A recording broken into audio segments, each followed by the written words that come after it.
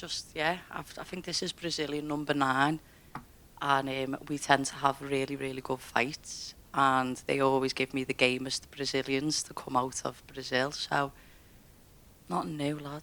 Did you know much about her before they matched you up with her? I think she's traded wins and losses since she's joined the UFC. Yeah, like I say, I always watch every fight card. She fought my friend Shauna Bannon last year, and I remember we had not a bit of an altercation in the changing room, but I went in to train, and a corner team asked me to leave because I'm Shauna's friend, so we did, and she got the win, and I really wanted to fight her, and I think she wanted to fight me too. Did you ask for this fight, or did the UFC kind of know that this was going to be the path? I'm not like making it out to be something more than it was, but it's a fight that interested me because she's game. She's got different facets to her that I'll have to figure out when I'm in there. Do you know what I mean? Mm-hmm. And how's life been for you since your last fight? Because obviously fighting in London is one thing, but you and Paddy are going to be, and Tom are going to be massive stars here. Mm-hmm. In Manchester, you've had the show that's obviously been well received. So just what's life been like, just even outside of fighting? Do you remember when it kicked in for me and Paddy the first time, and the rocket kind of went poof? It's kind of been quite similar. This time, I've known how to handle it. The first time, I kind of, little ADHD kid, got caught in the lights, all the great stuff that came with the fame, and then had to pay the price with all the negative stuff as well. And I feel like now I'm in a space in my life where I'm very content with who I am, mentally, spiritually, physically, fight IQ wise. I've grown up, so it's a lot easier to take. It's still not easy. It still requires a lot. You do have to kind of be a different kind of person when you're walking out on the street and you're going into social situations that can still be quite tough. But it's a blessed stress to be living this life that we're doing. And if you could have asked me at UFC Liverpool a couple of years ago when I got absolutely filled in by Gillian Robertson and I looked fat, white, dark hair, proper wrinkles everywhere, chipped teeth, if you could say in 6 or 7 years, Molly McCann's going to be fighting in Manchester with her best friend, with all these amazing things that would happen, I'd say shut up. Do you know what I mean? So I'm very, very happy. You said you're kind of treating this kind of rocket, like you said, a little differently from the first one.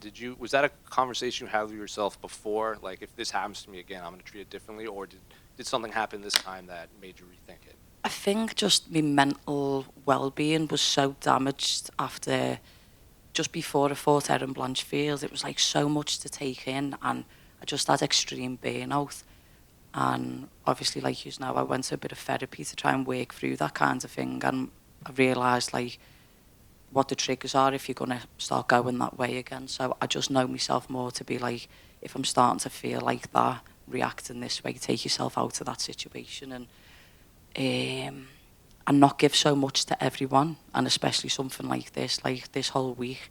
I'm very calm and relaxed. I'm saving the magic for Saturday or Sunday morning. Does the weight cut to 125 have to do with that too? Because you kind of have to be dialed in a lot more for those 10 extra pounds rather than bantamweight? Flyweight, strawweight, all the weights. Yeah, I would always say to you guys, like, I give everything that I could with every single fight, and to make this weight, I found something else. And I feel like you're just a bit more primal. Like, I'm more alert, I'm more concise, I'm more to the point. I'm probably fuming a lot more because I'm a little bit more hungry. But yeah, it just makes you a lot more calmer. I think I'm ready for the job at hand. And there's one that unrelated to this fight. I don't know if you saw, but on November 1st, there's going to be some new rule changes. They're going to allow the 12 to 6 elbows, and they've redefined what a grounded opponent is in the octagon. I'm curious, did you know about that, and what do you make of these new rules? Yeah, I seen that last night, actually. Me and Paddy was watching the telly, and it came up on our phone, and I'm all game for it.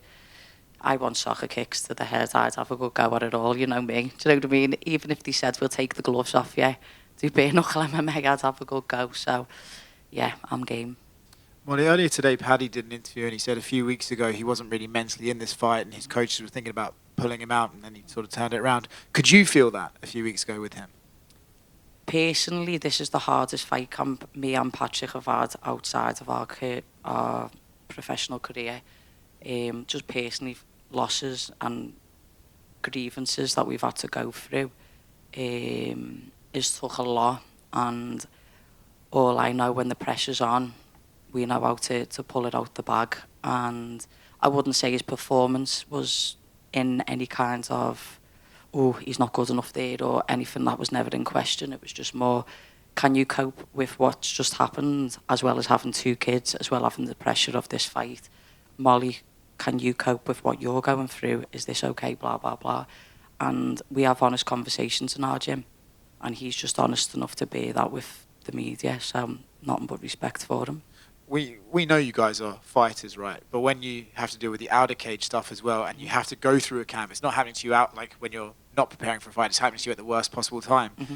Do you at least take something from it that you know, like, wow, I could still do this, I can still survive this, and I can still get in there and fight on Saturday, and like that proves something to you that you can't really be broken at all? Yeah, I think I said something with TNT Sports, like, I had the worst start of camp that I could probably ever have, in terms of what went on in my personal life. And I just remember, like, I hadn't slept or eaten in a few days because I was just really grieving. And I come in the gym, went 5-5s with Chanel Dyer on no sleep, crying in between the rounds because I was just in bits. And I got it done. And I was like, oh my fucking God, like, I have got that dog in me, do you know what I mean? And I've seen the same with Patrick. So life can't break us, the weight cut can't break us, the trolls can't break us, do you know what I mean? Sometimes I might lose in the cage, but even that doesn't break me. I mean, I don't want to get too invasive here, and I'm aware of some of the stuff you guys have had to deal with, but are you okay now? Are you happier now? Look at this face. Look at this hair and these teeth. I'm all good, mate. It's just, life is life, and people go through losses, and it's just about grieving them losses and pushing through. And I think probably the best thing for me was to be in a fight camp, because maybe old Molly might have ended up down the pub, or probably just trying to run away from the pain. But I was sat in my house with my 2 dogs, having to go through it all on my own.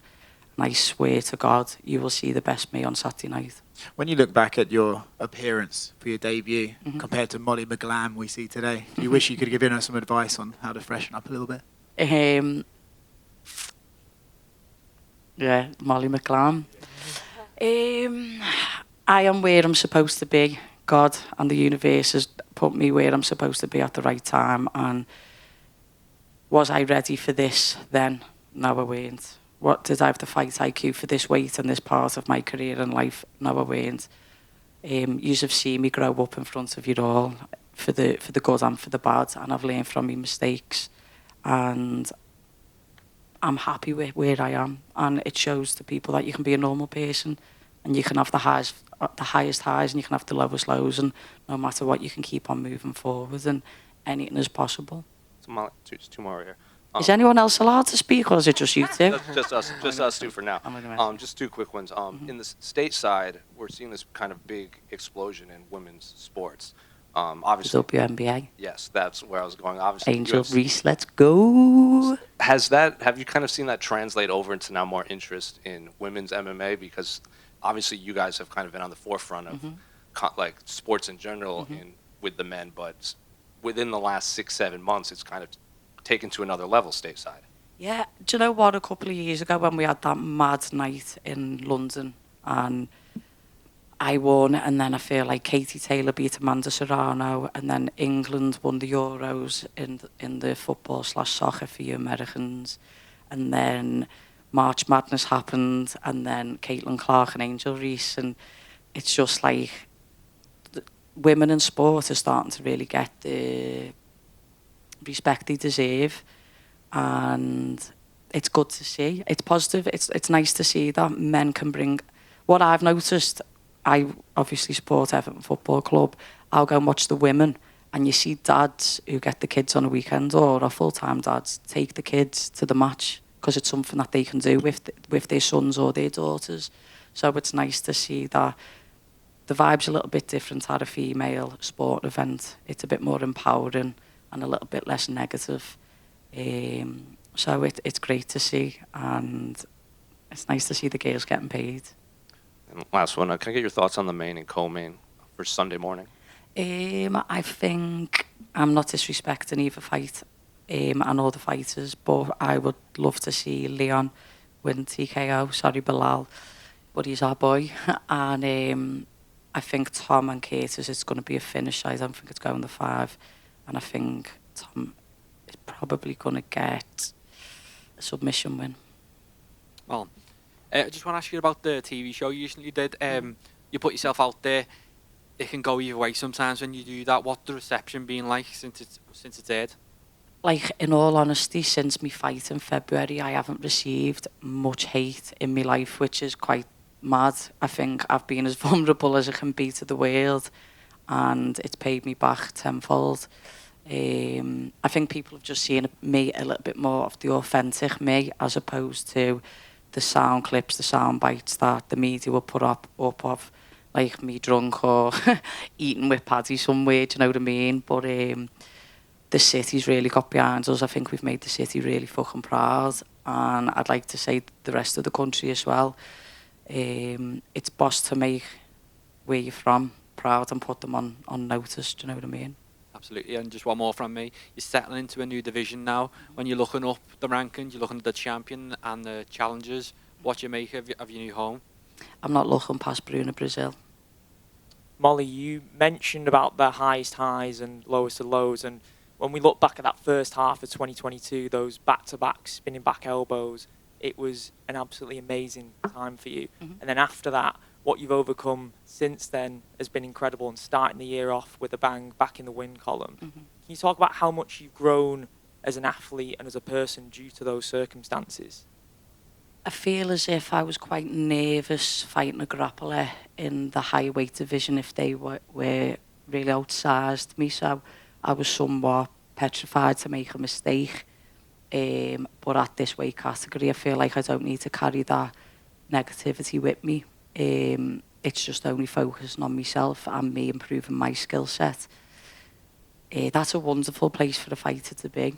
The pressure I feel is only getting bigger with the TV shows or with the more notoriety and with being on a pay-per-view card. But I'm at the age now, and I'm at the part of my career where you'll have to correct me, but I don't know if this is fight 12 or 13 in the UFC for me. So there's no more lessons to kind of be learned now.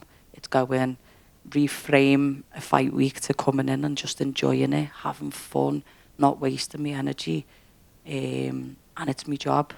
I used to think being in the UFC was just the prize, but it's not. It's working up them rankings and it's working towards the belt. So until I'm there, I'm not. After those back-to-back spinning back elbows, did you feel like you were getting addicted to the knockout and those viral moments, and are you craving that again this weekend in Manchester? I'm not craving a finish. What's going to come is going to come, and I think that was the difference. I'm lucky that my last 3 wins have all come by a finish, and I feel as if when something kind of clicks, it clicks. So I used to have to chase the finish at the higher weight because they were too big. So I'd have to engage and force the interaction because I was too small. But being at this weight, even though I'm still fucking smaller than everyone, it's not like 10-inch difference. It's like 3 or 4 inches, which is like, it feels like it's the same range for me. So I can take my time. If I'm taken down now, I'm the same size and strength as what they are. And the reloads that we do. So I remember when I fought like Julia Storyolenko, there was 20 pounds difference the day that we weighed in as we was making the walk to the cage.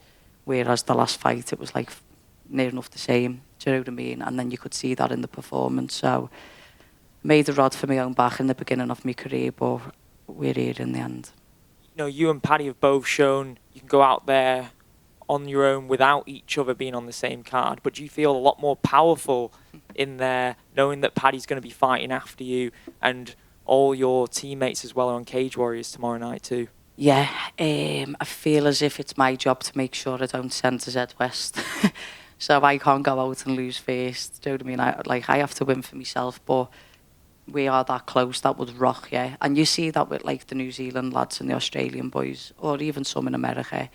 It can be, probably can be a bit upsetting, but we just bring something else out of each other. And like when I trained yesterday, honest to God, I was just on fire. And then he was like, right, I've got to level that up. Do you know what I mean? So it's a positive. We're just pushing each other towards greatness. And then after the training sessions, it was mad last night. We came back into the hotel room, and like In Bed it came on, and you used to think this mad, right? Because obviously our faces everywhere. But we was like, oh my God, we're the embedded thumbnail. Do you know what I mean? And then we was just lying in bed and put the telly on, and then BBC One was on and our show was on. I'm like drinking Guinness like this, and his face is like that. And we were laughing our heads off. Paul Rimmer even put it on his Instagram yesterday. But I don't know how many more fights anyone has. Do you know what I mean? You could have a life-threatening injury in the octagon, but to know that I've definitely got one more with him, and it's in the Northwest, and we're getting to do it together at the most content and the highest level that we can be. Look at the shape of us. Do you know what I mean? Some fucking shape. So it's just boss. The changing room's going to be fucking boss. Molly, It best be good, lad. when it comes to Saturday, Sunday night, how do you plan to tackle Saturday? Are you planning to sleep all day and get up fighting fit, or how do you plan, or just lots of coffee? I've changed my sleep like the last 2 weeks. I've made to stay up till after fight time. We've been doing like acclimation work to make sure that we're staying awake and we're working through. The body's going to do what the body's going to do on Saturday. If I want to rest and sleep, then I'm going to do that. Before we go to the arena, I'll probably have an all black everything drink from Applied Nutrition, and then just go and handle shit, lad. Thank you. Thanks everyone. Have a nice day.